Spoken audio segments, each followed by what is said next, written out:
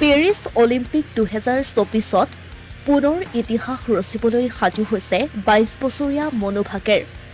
দুটাকৈ পদক অৰ্জনৰ পাছত তৃতীয়টো পদক লাভৰ লক্ষ্য মনু ভাকেৰৰ। পদক জয় কৰিলেই মনু ভাকেৰ হৈ পৰিব অলিম্পিকত একেলগে 3টা পদক লাভ কৰা দেশৰ প্ৰথমগৰাকী মহিলা খেলুৱৈ। পেৰিছ অলিম্পিকত চমকপ্ৰদ প্ৰদৰ্শন ভাৰতীয় শ্বুটাৰ মনু ভাকেৰৰ। চলিত অলিম্পিকত ইতিমধ্যে দুটাকৈ ব্ৰঞ্জৰ পদক অৰ্জন কৰি দেশলৈ গৌৰৱ কঢ়িয়াই আনিছে মনুৱে। পেৰিছ অলিম্পিকত নিজৰ দক্ষতাৰে ইতিহাস ৰচা শ্বুটাৰগৰাকী এতিয়া আগবাঢ়িছে পেৰিছত আন এটা পদক জয়ৰ দিশে। 25 মিটাৰ পিষ্টল ইভেণ্টৰ কোৱালিফাইং ৰাউণ্ডত ফাইনেলত প্ৰৱেশ কৰিছে মনু ভাকেৰে। কোৱালিফাইং ৰাউণ্ডত দ্বিতীয় স্থান লাভেৰে মনু ভাকেৰে স্থান নিশ্চিত কৰিছে ফাইনেলত। 590 পইণ্টেৰে দ্বিতীয় স্থান দখল কৰি ফাইনেলত স্থান নিশ্চিত কৰিছে ভাৰতৰ মনুৱে।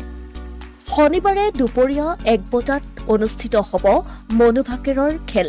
মনু ভাকেৰে যদি 25 মিটাৰ পিষ্টল ইভেণ্টতো পদক জয় কৰিবলৈ সক্ষম হয় তেনেহলে ভাৰতীয় ক্ৰীড়াৰ ইতিহাসত নিজৰ নাম সোণালী আখৰেৰে লিখিবলৈ সক্ষম হ'ব মনু ভাকেৰ।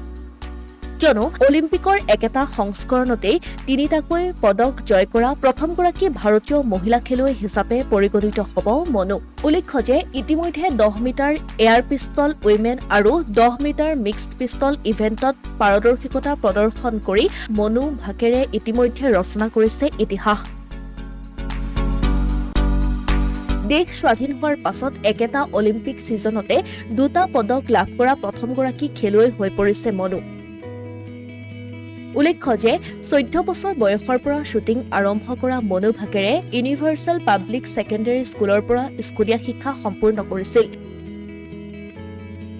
ইয়াৰ পাছত দিল্লী বিশ্ববিদ্যালয়ৰ লেডী শ্ৰীৰাম কলেজৰ পৰা ৰাজনীতি বিজ্ঞানত অনাৰ্ছ বিষয়ত উচ্চ শিক্ষা লাভ কৰিছিল মনু ভাকেৰে আৰু 2021 চনত মনু ভাকেৰে লাভ কৰিছিল স্নাতক ডিগ্ৰী। এইগৰাকী 22 বছৰীয়া মনু ভাকেৰক লৈ এতিয়া গৌৰৱান্বিত হৈ পৰিছে সমগ্ৰ দেশবাসী।